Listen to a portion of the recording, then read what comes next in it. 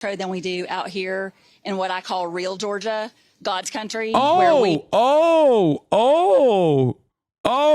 Real Georgia, God's country. Oh, my bad. I didn't realize she was going to go that hard. Holy God damn. Swing state voters erupt for Trump. Also, why is Trey Yingst talking about swing state voters? He's in Tel Aviv. What is happening? Fox News foreign policy correspondent Trey Yingst joining us live from Tel Aviv to talk about the real swing state voters from America's most consequential swing state, Tel Aviv. What the Meanwhile, with less than 24 hours to the election. That was just the intro. More than 4 million votes already cast in swing state Georgia. That's more than half the voters in the state. So what are they saying this morning? Lawrence Jones is talking to them live at the Eggs Up Grill. It has been sold out since 4 a.m. in that battleground state. Lawrence, let them loose. I mean, it's like we're at a stadium. This is the overflow room here. USA? Let's talk with some folks. It's amazing. So you already... Dog, how did you know his name and where he was? That's not healthy, man. Trey Yingst, he's the Fox News guy. What? Of course I know his name and where he's stationed. He's the one, he is the guy. Voted. What was the main issue for you when you went to vote? Well, the borders of... The only reason why they didn't actually ask Trey Yingst like what the situation is on the ground in terms of like the way that people in Tel Aviv think about Donald Trump is because it's plus 90 Donald Trump. That's why. A big issue, and those people don't work, and we're giving them money like crazy. And I've worked all my life. I'm nearly 72 years old. Didn't even start drawing Social Security till I was 70.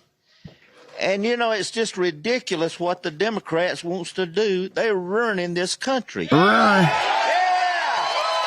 A lot of people agree with him. I'm going to go to my friend right here. What's your name? I'm Brittany Sorrells. So, Brittany, what was the main issue when you went to the polls? The main issue was just the fear of people voting in a direction that's going to take our economy in the wrong direction. My biggest priority is my family. I have 3 children, and if our economy doesn't change, it's going to be a hard candy Christmas this year. So it may not even be a Christmas. That's true. Yeah, Democrats want to take away Christmas. I forgot. They're doing a war. They're doing a war against Christ, and they're doing a war against Christmas. No Christmas at all this year. The Democrats took it away. They took our gerbs, and then they took our Christmas. Turns out Kamala wants to take away Christmas. What do we do? What do we do here, man? What do we do here? What are we doing? Like, we are such an abnormal country. I swear to God, dude. Good luck. So, thank you so much. Yeah, you're welcome. I appreciate it. Half the population is hallucinating just entirely separate realities at this point. I want y'all to meet my other friend here. Now, you have not voted, but you promised me that you're going to vote. Oh, yes. I vote every time. And so when you go tomorrow, are you undecided, by the way? No, I'm very decided. And what got you to that decision? I love American. I love God damn, look at the crazy eyes on her. Jesus Christ. Trump, and I love Jesus Christ. Thank you so much. It's so easy, isn't it? All right, let's go to the other room. All right, now. God, dude. Yes. Give me more. Give me more. Let's go. We're going to try to go to the other room. All right. We got another room. What's up, everybody? Okay. Here. All right. Bro's in enemy territory. Yeah, that's why he has his dog with him, dude. He's like, protection. I want you to meet my friend here. You were telling me that you're passionate. What type of work do you do? I'm an EKG technician at Advent Healthcare Redmond. It's a great place to work. With the economy that's going on, people can't afford to come to the hospital, pay for their bill, pay for their surgeries and everything. So it's tough out there. So you were telling me earlier, it's not just the grocery store prices, but when people need health care, they can't even afford that. Yeah, I know. They're having to choose between one or the other. So the question is, who are you going to vote for now? Trump. Wow. All right. As you guys can see, in Rome, Georgia, we got a fired up crowd, and we got more of it after a quick break on Fox and Friends. So Brian, let's go talk with some women, because maybe they can give us That abrupt cut was really funny. I'm sorry. some insight to what's happening right here. I pointed you out earlier because I just knew you had some stuff to tell me.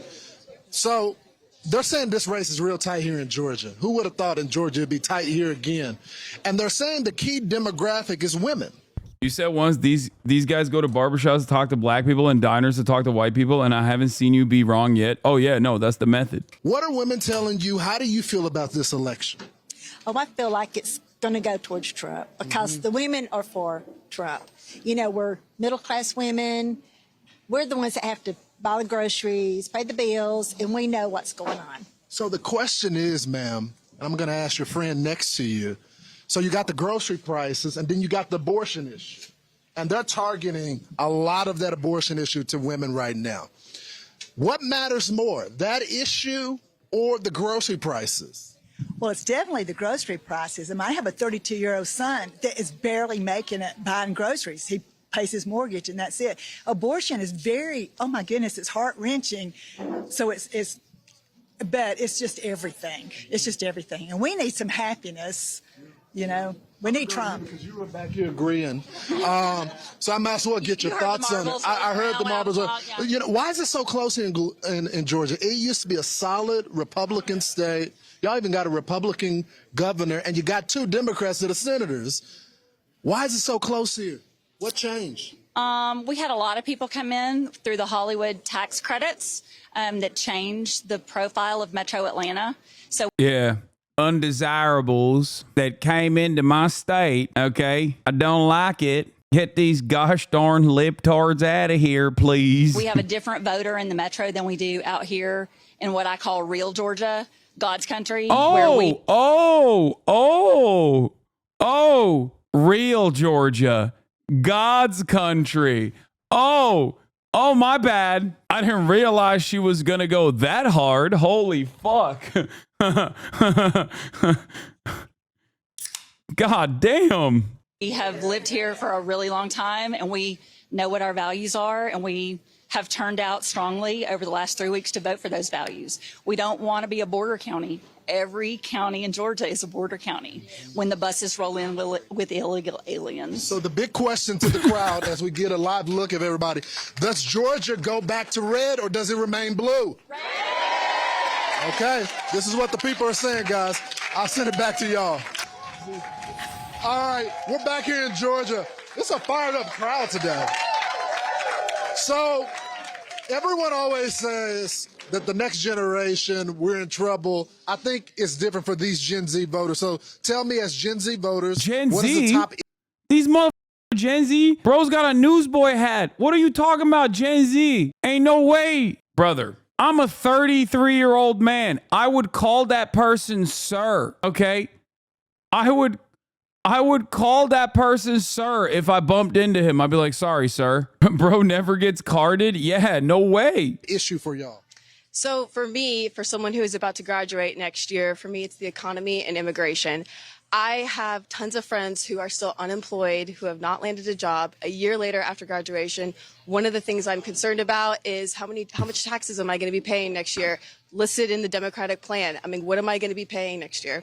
What about you, sir? The same thing, economy and immigration. Immigration's a record high right now. Our economy is totally in the garbage.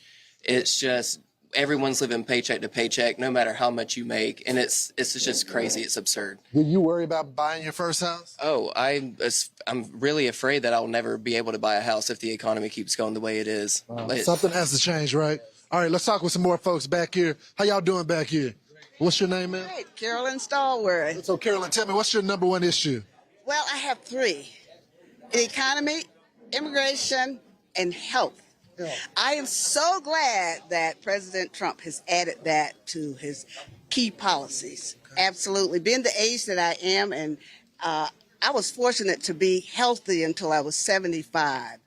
So I know personally what the young folk are going to be going through as they age, and with food, synthetic foods, etc., being a major cause of our illnesses, I am just ecstatic that President. Okay.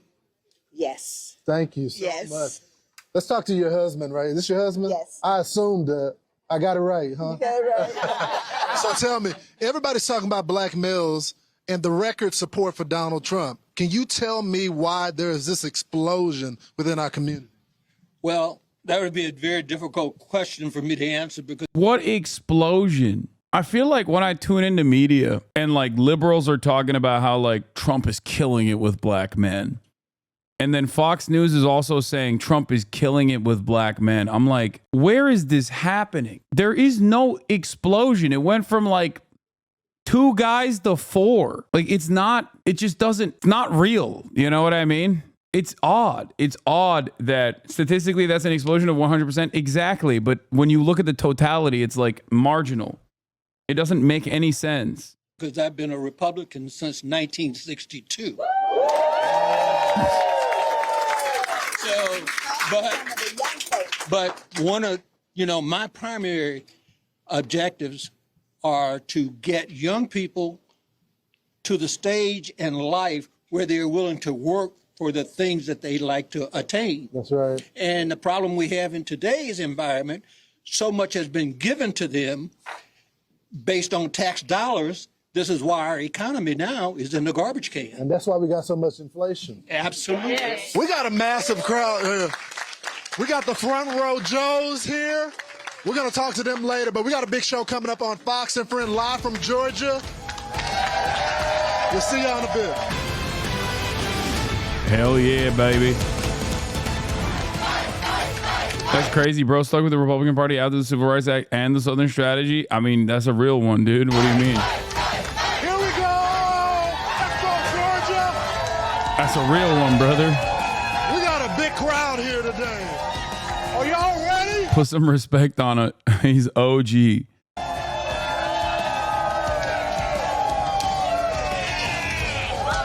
go. It's crazy in here. This is a powerful state because Georgia, it was 12,000 votes that separated Joe Biden from Donald Trump, and they say they're going to turn this state back red. Is that right? So let's get to why. So we were talking earlier. You know exactly how the economy is affecting people day to day because you see it in your job, right? That is correct. Tell us about that. Okay, so I'm in the auto industry. Here I've been 10 years consecutive at one dealership. A majority of our vehicles are trucks. Trucks, with the hindsight of the increase of doubling the gas, has hindered people from buying trucks because of the fuel price of going near $3 a gallon from what it used to be. My man said, I'm in the auto industry. He sells cars. It's like, brother, you are not in the auto industry, okay? It's like working the cash register at the local grocery and being like, well, I'm in the food procurement and processing business. I'm managing the agricultural outputs. $1.30, $1.40 a gallon while Trump was in office. And now we have the situation where people have to look at the payment, the insurance, and they'll look at the price of gas. And now the price of gas exceeds the monthly payment of what they're paying on their truck. And that's affecting everything. I know because my dad's a truck driver. Let's bring this barber in right here. I'm in the fashion industry. I work at Kohl's. Yeah, I work in ag sector. That's right. I manage financial transactions for $1 billion company. Yep. You're a barber, and you've been watching our barbershop series. Yes. So you run into a lot of folks. When you talk to them, when they're in your seat, what do they say is the number one issue facing the country? Number one issue. I thought it's real weird because, like, my barber clientele does not look like the barbershops you've been to. Matter of fact, if they showed up at my barber, I'd be goddamn scared. Price of energy, and people forget all the things that's happened in the past 4 years. Who would have ever thought that $5 a gallon gas to go 3 hours to find baby formula? That happened in this 4-year period. We cannot have that again. We have to turn that around, and people forget all those little things that happened under Harris and Biden. Wow. Turning the page. All right, let's talk with these folks. All right, man. Tell me, what's your name? My name's Lauren. Lauren, so tell me, what's the number one issue facing this country right now? I think border security. I have 3 young children, and I want them to grow up in a safe place. And the economy. Why would someone in Georgia care about the border? Because they are all coming in and they are being distributed to all the states. Yeah, a question I ask myself all the time. Because I've been told that they're crazy and they're coming over here. Wait. Oh, no. I'm watching the door. He's going to the wrong house. God damn it. I'm so hungry. Chase him down? I'm not going to. Hold on. I might have to. So they're in our own backyard. We know what happened in Athens, and it makes me very sad. Yep, and we still that family still hasn't gotten a call from the President of the United States. No, and no parent ever recovers. It's unbelievable. Georgia, it's great to be here. Didn't you already eat? No. I'll send it back to you guys on the couch as I make my way to my seat. I'm Steve Ducey. I'm Brian Kilmeade. And I'm Ainsley Earhart. And